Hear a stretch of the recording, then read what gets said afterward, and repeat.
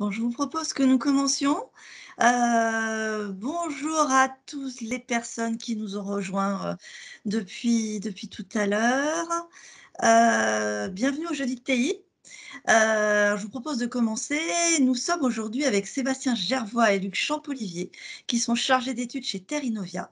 Alors Luc est le spécialiste de la fertilisation et Sébastien travaille sur les modélisations. Alors Sébastien va vous présenter les résultats d'un projet sur le calcul de l'indice de la nutrition azotée pour le colza et Luc sera là pour répondre à toutes les questions d'ordre agronomique. Alors tout d'abord, très rapidement, quelques petites infos pratiques. Ce webinaire sera enregistré, vous pourrez donc le retrouver sur notre chaîne YouTube en replay. Pendant la présentation de Sébastien, je vous remercie de fermer vos micros et vos caméras.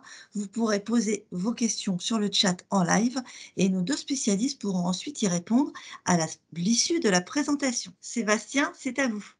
Comme Stéphanie a dit, voilà, donc c'est une présentation sur le calcul de l'indice de nutrition azotée pour le colza et tout particulièrement donc l'actualisation de la courbe critique de la teneur en azote.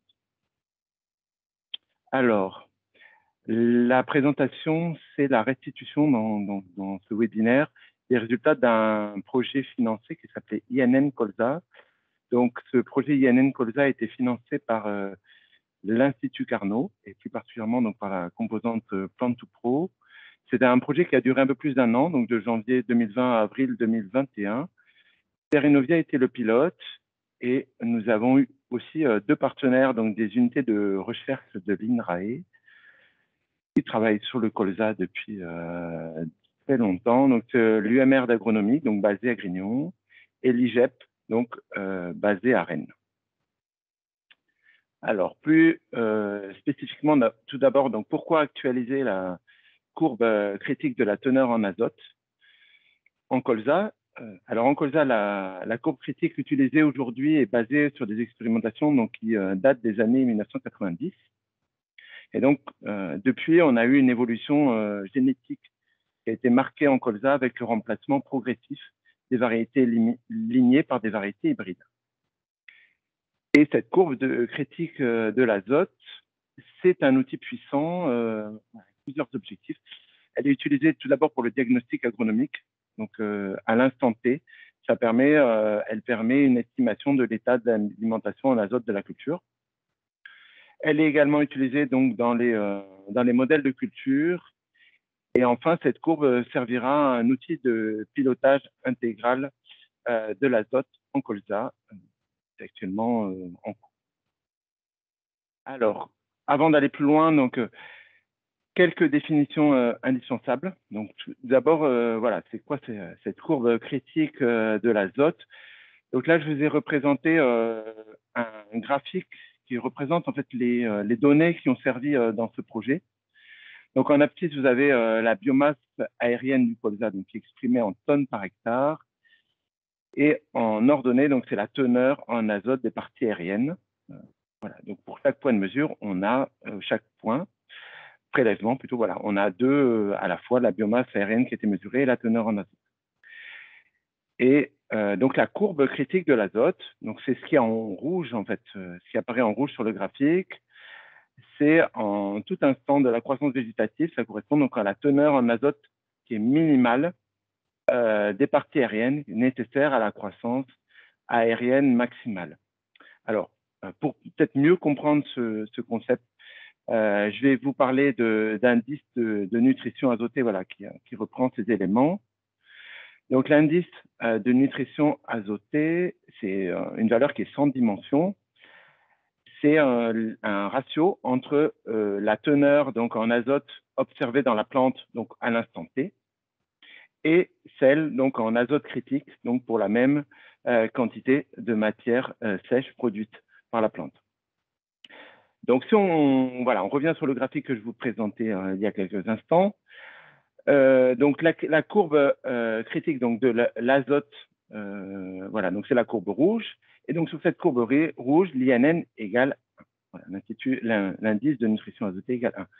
S'il est supérieur à 1, voilà, on va dire que l'azote n'est pas limitant et donc sa disponibilité permet une croissance en biomasse maximale au point de mesure. Et donc ça, c'est tous les points donc qui apparaissent en noir, qui sont sur la courbe ou au-delà de la courbe. Et donc, tous les points qui sont en dessous de la courbe rouge, l'INN est inférieur à 1. Donc, c'est-à-dire que la quantité d'azote, c'est toujours à l'instant T, est limitant pour la croissance végétative, donc des parties aériennes. Et par contre, n'est pas toujours voilà, préjudiciable en termes de rendement final. Voilà, c'est les principales définitions donc, pour comprendre la suite du projet. Alors, donc, maintenant, on va s'attabler donc à construire une nouvelle courbe pour les données les plus récentes. Donc, c'est une présentation un peu en 3 parties. La première étape, c'est donc de sélectionner les données d'essai avec différentes doses d'azote, donc mesurées au même moment, donc sur le même lieu. Alors, pourquoi en fait, il faut justement des expérimentations avec des modalités avec différentes doses d'azote? C'est parce que justement, donc, pour paramétrer cette nouvelle courbe là que vous voyez en noir donc, sur le graphique, on a besoin à la fois donc, des situations où, qui sont entre guillemets surfertilisées, c'est-à-dire que la biomasse n'augmente plus avec la quantité d'azote apportée. Donc, c'est les points qui sont au-dessus de la courbe. Donc, par exemple, les points N100, N150, ça représente la quantité d'azote qui a été apportée voilà, sur le site. Donc, c'est les barres voilà, verticales en dessous des dates, donc date 1, date 2, date 3, etc. Et donc, les points qui sont en dessous de la courbe, voilà, avec donc des segments obliques, représentent donc la partie qui est la biomasse augmente avec la quantité absorbée. Et donc, pour construire cette courbe, donc c'est sur la diapo d'après, on va tout d'abord sélectionner donc les points de mesure sur ces expérimentations, donc jusqu'au stade G1 du colza. Là, on vous a représenté voilà, la frise chronologique donc, des différents stades du colza. Et donc, les points qui étaient sur le graphique précédent étaient en fait entre l'entrée hiver et jusqu'au stade G1, donc des premiers. Alors, pour construire maintenant cette nouvelle courbe, donc la méthodologie qui a été employée, donc on a utilisé une méthode donc de régression donc non linéaire qui correspond justement au point d'inflexion. Donc construire donc la nouvelle courbe, et on a utilisé donc pour le calcul donc des paramètres de l'équation. Donc dans cette équation il y a 2 paramètres pour calculer la teneur en azote de la plante. Il y a un paramètre A fois donc la biomasse à la puissance donc moins B. Donc pour calculer ces paramètres, on utilise donc une méthode de régression non linéaire, et l'originalité voilà de la méthode bayésienne, c'est que d'une part, on va estimer donc une valeur de ces paramètres qui, a priori, qui à dire d'expert, et qui va forcément être entachée d'une certaine incertitude. Donc, c'est la courbe en bleu voilà, qui va être une distribution de la valeur qui est très schématique ici, mais la valeur de probabilité voilà, du paramètre et de la régression. Et puis, ensuite, donc, le calcul de la méthode, donc, grâce au logiciel R, donc, va nous donner la valeur finale des 2 paramètres, donc A et B, et puis un intervalle d'incertitude qui est associé donc, à ces paramètres, qui sera évidemment beaucoup plus resserré grâce à la méthode bayésienne. Donc, s'il y a des personnes qui veulent en savoir plus, voilà, j'ai mis la référence de l'article voilà, de David Majkowski 2020 qui explique la méthode voilà, qui était à la base utilisée sur le maïs et qu'on a adapté pour la culture du colza. Donc maintenant, je vais vous présenter les résultats voilà, du modèle bayésien. Donc, on peut comparer donc, le modèle bayésien en bleu et la courbe de Caroline Colnen en vert, avec donc les points, ce sont les mêmes points donc, que je vous avais voilà, montré dans le tout premier graphique.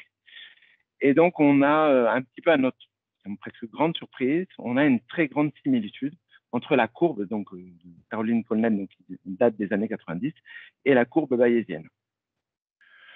Donc, il y a voilà, la grande conclusion, c'est qu'on peut montrer donc que la courbe voilà, qui date des années 1990 est donc toujours valide aujourd'hui. Et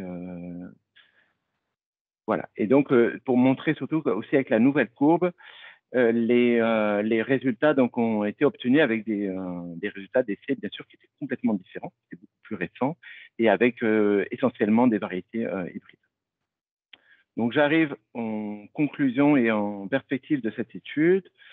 Donc, comme je vous ai dit à l'instant, voilà, il y a une très grande similitude entre la courbe critique de Caroline Colnen et celle obtenue avec la méthode bayésienne. Et le deuxième point, c'est que cette méthode bayésienne peut être utilisée pour paramétrer donc, une courbe critique de l'azote donc, sur une autre culture. Il y a deux perspectives qui peuvent être dégagées de ce travail. C'est le premier, donc, en termes de valorisation du travail dans une publication scientifique. C'est un travail qui est en cours de rédaction. Et puis, donc, cette courbe de critique de l'azote va servir au développement donc d'une méthode de pilotage intégral de l'azote en colza. C'est un travail qui est actuellement en cours. Donc je vous remercie pour votre attention. Je suis à votre écoute pour d'éventuelles questions. Merci beaucoup Sébastien, c'était très intéressant, très clair. Est-ce qu'il y a des questions? Non, j'en vois pas sur le fil. Alors par contre, j'aurais quelques questions à vous poser, à tous les 2. Alors d'abord, l'équation de la courbe critique, est-ce qu'elle change d'une espèce à l'autre? Et si oui, pourquoi? Je prends Alors, je vais Sébastien. peut-être laisser je vais laisser mon Mmh. collègue Luc répondre sur ce point. Champollier, oui, tout à fait. Bonjour à tous. Oui, l'équation n'est pas la même pour toutes les espèces. Ça tient principalement au fait que vous avez vu sur l'axe des ordonnées de cette courbe, il y a une valeur qui est la teneur en azote de la matière sèche, tous organes confondus, tiges, feuilles, essentiellement à ces stades-là. Or, on sait de longue date que les teneurs en azote des feuilles sont supérieures aux teneurs en azote des tiges. Donc, lorsque vous avez des espèces qui ont des ratios de biomasse feuilles-tiges qui sont différents, forcément, ça influe sur la forme et sur Mmh. l'équation de cette courbe critique.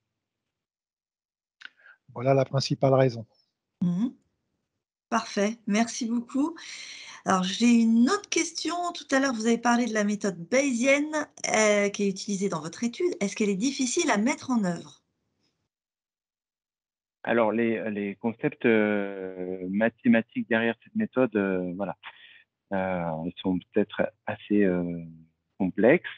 Mais voilà, dans le cadre de ce projet, on a eu quand même beaucoup de chance de travailler avec David Makowski, qui nous Mmh. a mis à disposition donc le programme voilà, qui avait servi pour l'étude sur maïs qu'il a publié dans son article. Et il a participé à certains comités de pilotage de l'étude. Voilà, donc voilà, disons que dans le cadre de ce projet, ça a été relativement facile de la mettre en œuvre grâce à l'aide de D'accord, passionnés. parfait. Merci beaucoup et enfin une toute dernière question. Est-ce que vous avez testé d'autres courbes critiques de la teneur en azote disponible dans la bibliographie? Alors, dans mon souvenir, il y en a deux autres qu'on a testées. Il y a celle de Greenwood et de Lemaire. Donc, c'est des courbes qui sont plus, on va dire, plus génériques et ça a donné quand même des résultats qui étaient moins satisfaisants. Mmh. Et donc, on a décidé avec le comité de pilotage du projet voilà, d'abandonner l'étude de ces cours. Mais il nous paraissait indispensable de faire vraiment le tour de tout ce qui existait dans la bibliographie, des différentes méthodes, avant de statuer de façon définitive sur une méthode et une courbe qui serait utilisée plus tard voilà, dans des études opérationnelles. Parfait, merci. Est-ce qu'il y a d'autres questions? On a encore, quelques minutes pour répondre à des questions, sur lesquelles vous vous posez sur ce projet, sur cette étude? Non, pas pour Alors, l'instant? s'il n'y a pas de questions, j'aurais un point par rapport Oui. à la question qui a été posée tout à l'heure sur la méthode bayésienne. Donc, en Mmh. agronomie, c'est aussi utilisé beaucoup pour la prévision de rendement, parce que justement, cet intervalle d'incertitude Ça permet par exemple de faire des élicitations d'experts où l'expert va donner une valeur de prévision, mais elle est souvent associée à une certaine incertitude. Et voilà, donc ça permet de, par exemple, combiner des résultats de modèles et des résultats issus d'expertise. Parfait. Merci beaucoup pour cette précision. Merci beaucoup à tous les deux de vos interventions et de ce webinaire qui était très, très clair et très intéressant. Merci à tous. Nous espérons que ce webinaire vous a intéressé. Alors, le prochain jeudi de TI, retenez la date, c'est le 24 février sur un tout autre sujet, le projet FILEG sur la création d'une filière de légumineuses en Occitanie. N'oubliez pas que vous pouvez retrouver ce webinaire sur notre chaîne YouTube, en particulier pour les personnes qui nous auront rejoints après 13h30. Merci, au revoir à tous et très bon après-midi.